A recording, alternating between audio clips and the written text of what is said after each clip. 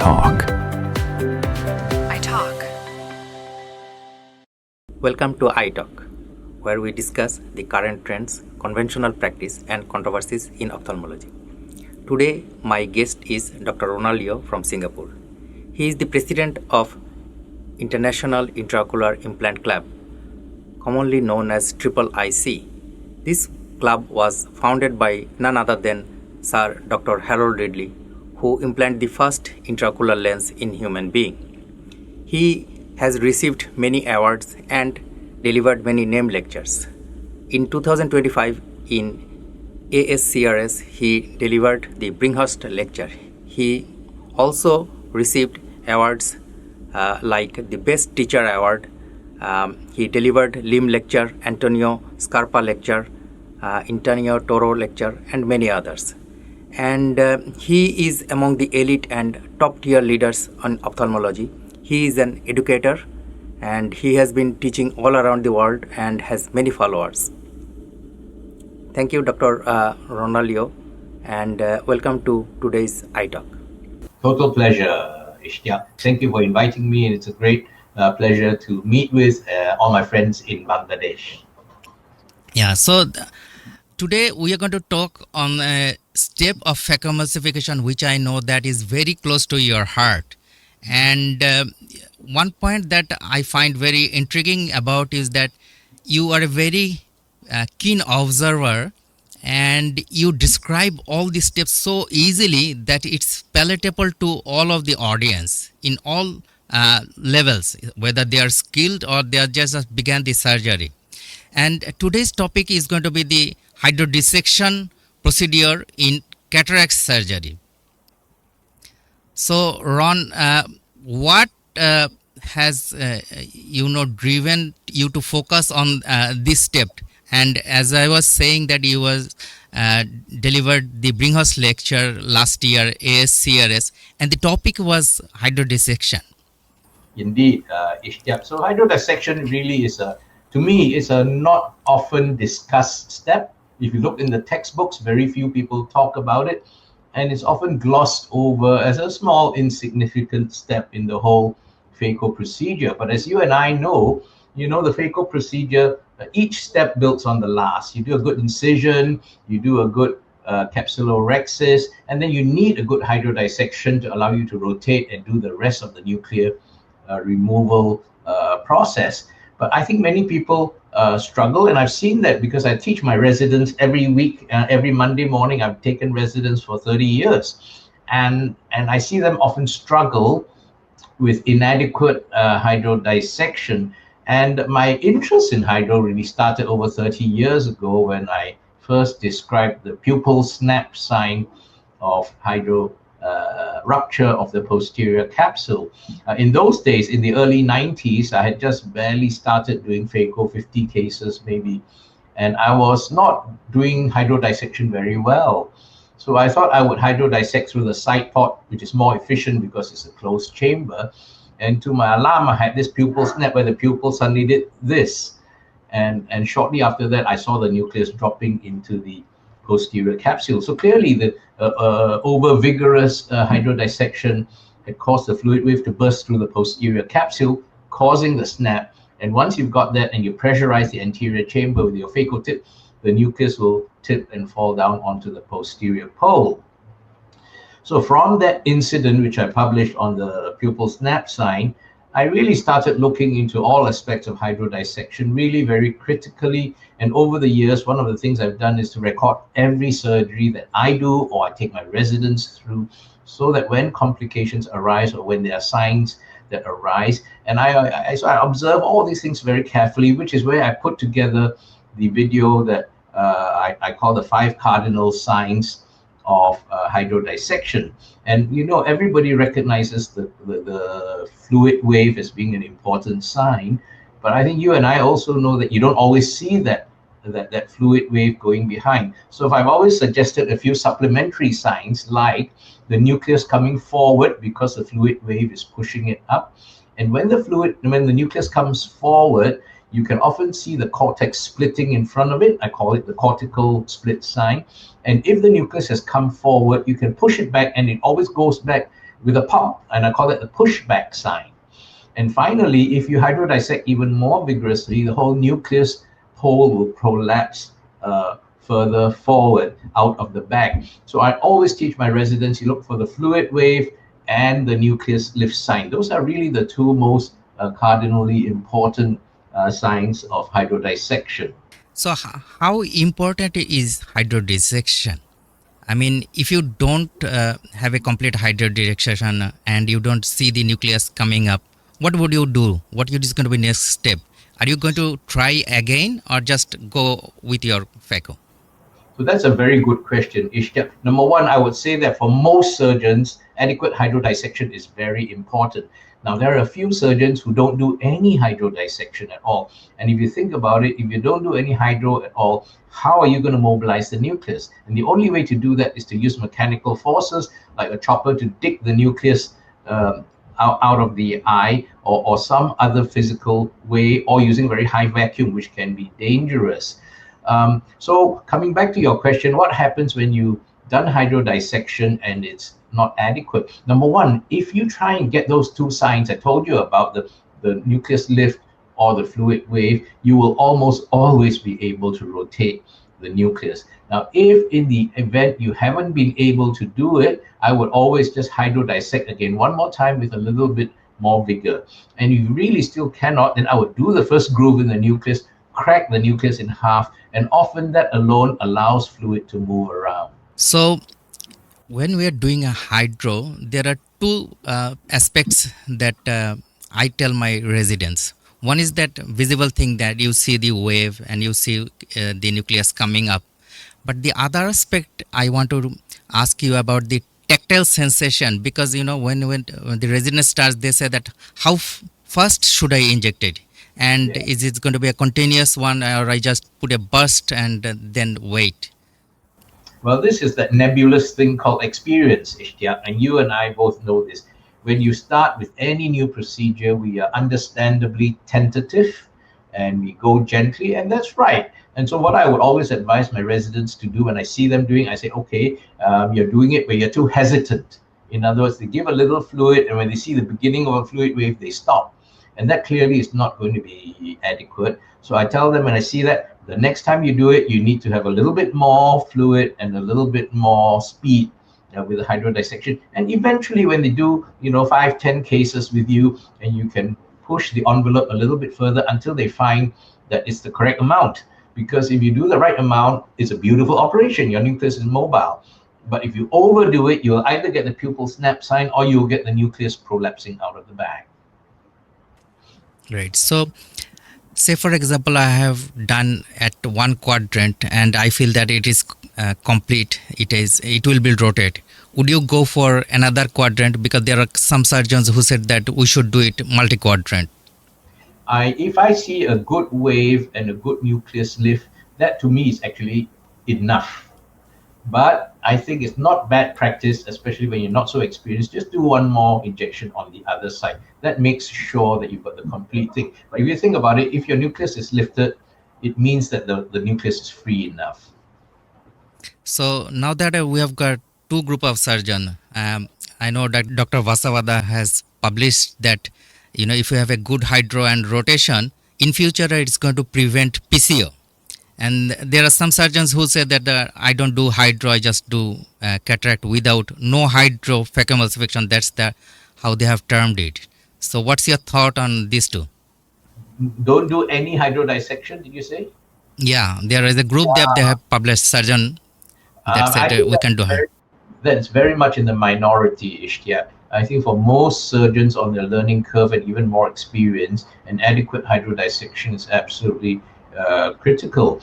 When you're talking about no need to do IA of cortex, it's really what Howard Fine described to us many, many years ago when he talked about cortical cleaving hydrodissection, where you're able to put the fluid between the cortex and the capsular bag, so that when you're doing the phaco and epinucleus removal, everything comes out without needing IA.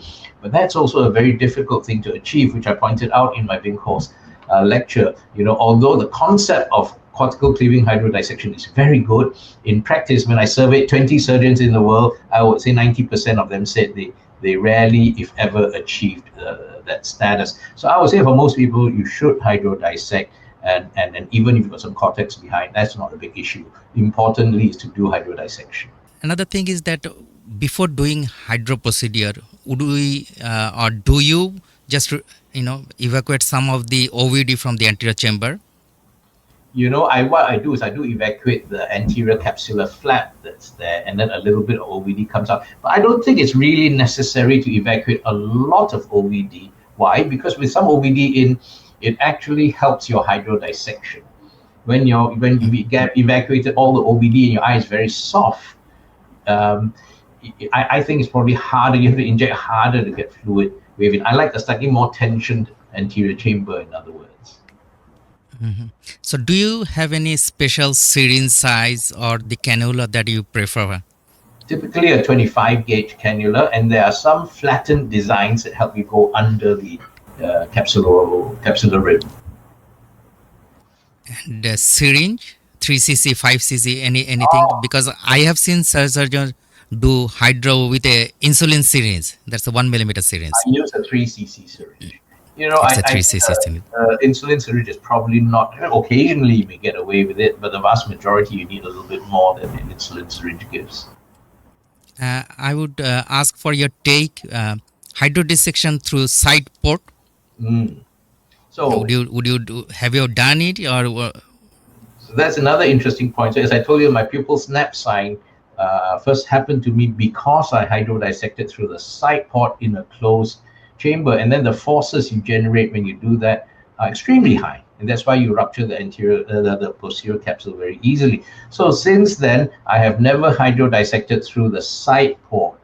Now there have been a few publications of people who said you can hydrodissect through the side port, but that is usually in the context where they actually have an IA tip or something in the main port allowing the anterior chamber to vent.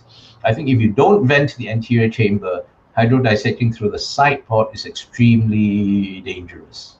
But we know that in posterior polar cataract we can't do hydro, and Dr. Vasavada has described his technique of inside out hydrodissection. So he does a little sculpting and then does the hydro. So in these sort of cases where we can't do hydro, how do you proceed? Yeah. So I think Dr. Vasavada has described it very well. It's also not that easy to achieve inside-out hydrodelineation. So what I always do with my posterior polar cataracts is just do hydrodelamination or hydrodelineation.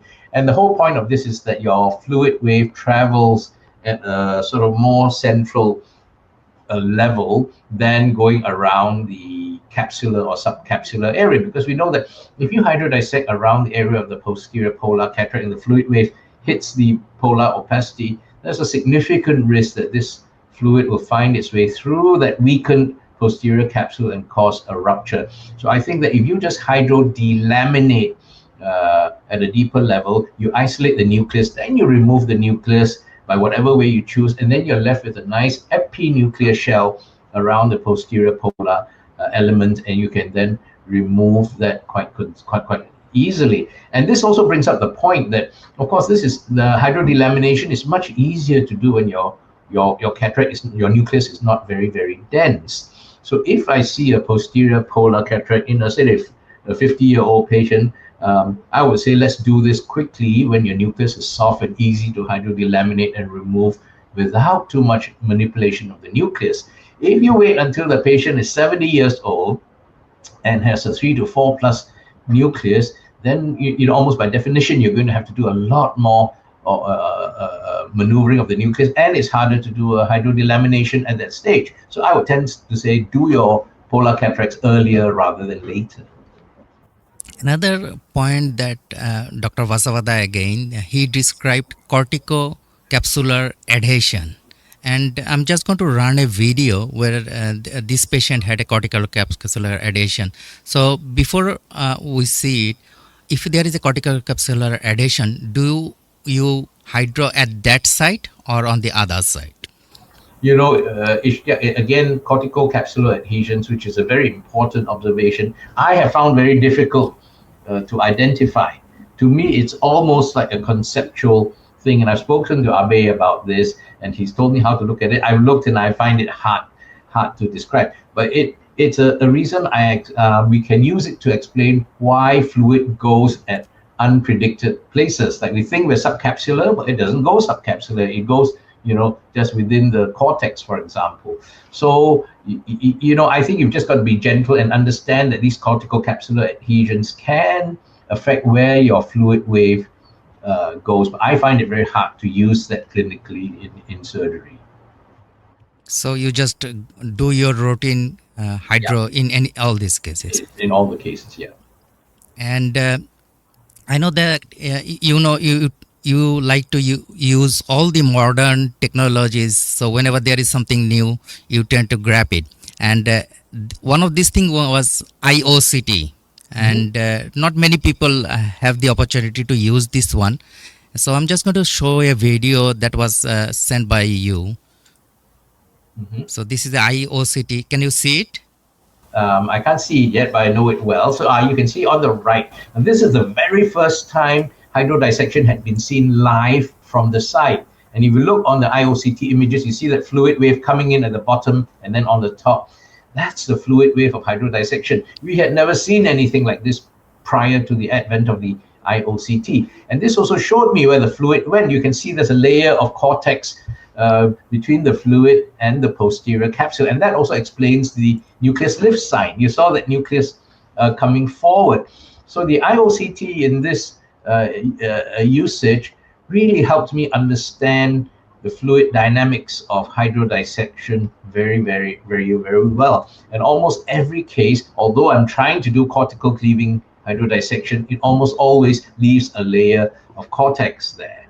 And also it helped us when we did hydrodelamination. You could see the golden ring and we can see the nucleus being isolated by the golden ring. So IOCT to me was not designed for cataract surgeons. So it's designed for corneal and retinal surgeons. But I found it just a fascinating technology. So I repurposed it and really analyzed many aspects of cataract surgery, and even like looking at posterior capsule ruptures, looking at wound construction using the IOCT. So it's been a revelation.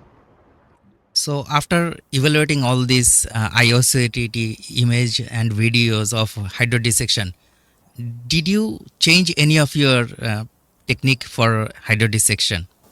No, I don't think I needed to change anything because we had worked it out surgically, what was the right thing to do. What it did was it really helped me understand many of the processes going on and thinking logically about why we should hydrodissect through the main port and not the side port, what's happening in hydrodelamination, what's happening in hydrodissection, and so on. I think it was really just a greater understanding of it. Another new thing, it's not new anymore, femtolaser assisted cataract surgery. So when we do flex, it cuts the cortical matter, and so bringing the cortical matters with IA is difficult after femtolaser. Yeah. So any specific points that you want to highlight that you do hydro after flex? So flex, hydro after flex is challenging. In fact, my dear friend, Dr. Tim Roberts from Sydney in Australia published very early days of flex. They had one or two cases in the list where when they hydrodissected, they got the snap sign, ruptured the posterior capsule, and dropped the nucleus. And this was scary because those were the early days of flex. And when I reviewed his pictures and videos and saw the snap sign, I said, well, it's because of the gas produced by that first generation femtosecond laser. And if you think about it, if you have gas bubbles forming behind the nucleus within the capsular bag, and you hydrodissect with the same volume of fluid and the same force, your capsular bag is going to be distended by the amount of gas. And that's why those capsules ruptured. So having seen that and we thought about it, it was obvious to us then that after you've done flex and you divided the nucleus, you actually need to do much less hydrodissection when compared with a normal phaco in which there's no gas. Well, the gas does an element of aerodissection as well. And so if you already got some gas, you don't need to hydrodissect as much. So I actually do minimal hydro after a flex. And then when you divide the nuclear quadrants, you will see gas coming forward, and you will find that nucleus in general rotates very well after any flex. Ron, you are now president of International Intraocular Implant Club, which was founded by Dr. Harold Ridley. And I was just going through, and it's very intriguing that you are actually a fellow at St. Thomas. You were resident at St. Thomas when the first IOL was implanted. Yes. So, did you have any idea about what was going on, that this was going to be a history in future?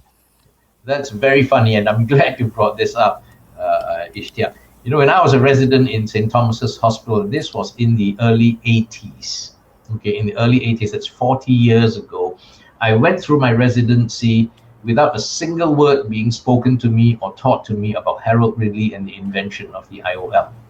None at all. It was only years after, when I developed my interest in cataract surgery and found that Harold Ridley had actually implanted the first IOL in St. Thomas's, that I went back to St. Thomas's and looked for the plaque. And if you go down the main corridor of St. Thomas's Hospital, there is a single plaque that's about 1 foot in diameter, a blue plaque that commemorates the first IOL by Harold Ridley around 1950, 1951, 1949, 1950.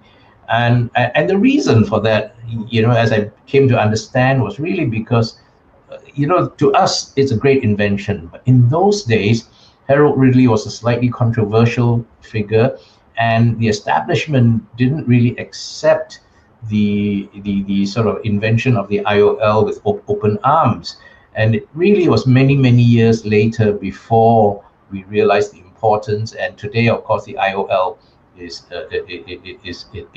widely accepted. Now, interestingly enough, you might like to know, is I have been trying for many years to get St. Thomas's Hospital to set up an IOL museum, which cataract surgeons from all over the world would love to visit.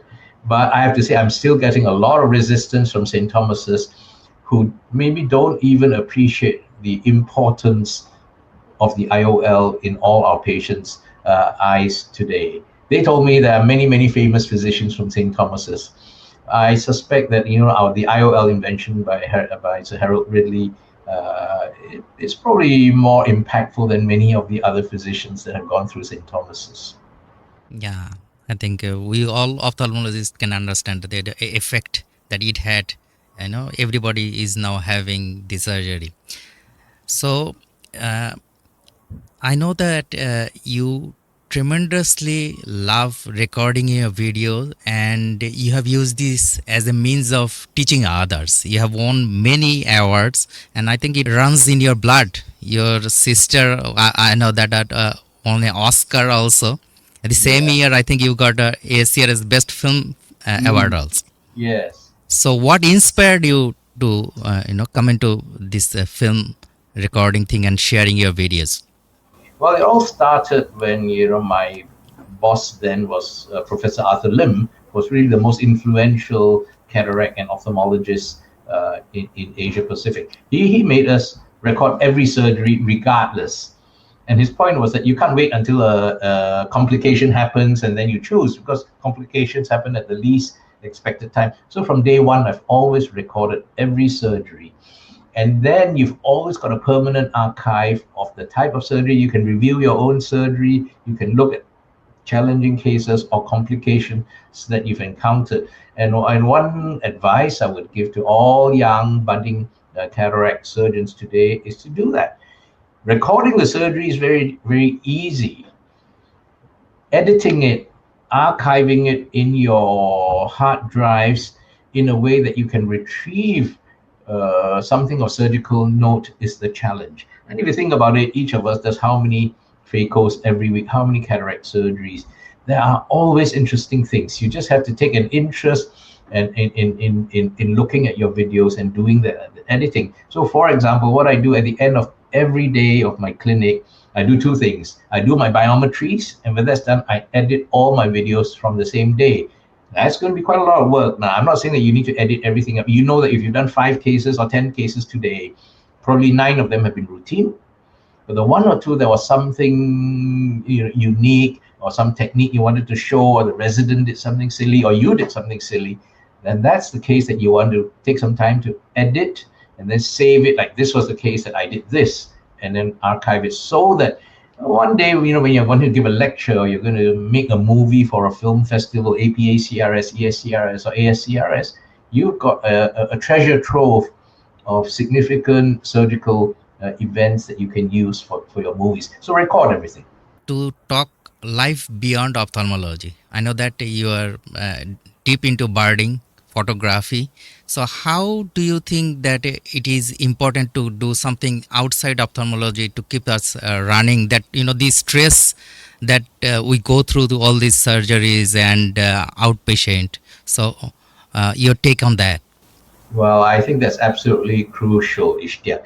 I mean, you and me and many of our sort of internationally renowned colleagues, if we didn't do something else, we'd be doing cataract surgery all the time, looking at surgical videos, reading papers, and really would be boring people for that, wouldn't we? So it's so important to have a life outside with our families, and with some activities that you enjoy. And I like birding mainly because I like being in nature, outdoors, away from the cities, and with open air and sunshine. And if you can tie it in with our specialty, why not? For example, birding, bird photography, binoculars, and photography in general means that we are appreciating the sort of visual senses that we have, and that's what we're in the business of. We're in the business of making our patients see better. And in that sense, what we see of our world, be it in photography or through a pair of binoculars or shooting a bird with a camera, it really helps us appreciate the world around us and why we do what we do, which is to give people better sight. So, Ron, you had a great influence on my ophthalmic career, as I know that you had many. We see you as a role model, and you have been a great educator. And I hope that you continue to inspire and teach all the ophthalmologists around the globe. So thank you, Ron, for coming to iTalk. Ishtiaq, you've been too kind. I think that, when you're a young budding ophthalmologist trying to find your way in your career ladder, it's not easy. There are many obstacles, there are many challenges, but I think Bangladesh is very lucky to have somebody like you who's enthusiastic, you're keen, and you kind of see there's a world beyond Bangladesh ophthalmology, right, and cataract surgery. And I have all the time in the world for somebody like you and other budding young ophthalmologists who is my pride. When I see you guys do well, I'm even more happy. So congratulations to you for really building a successful career in Bangladesh, and long may this continue, and our relationship between the Bangladesh Society and APACRS. Thank you, Ron. Thank you. Goodbye, Bye. everyone.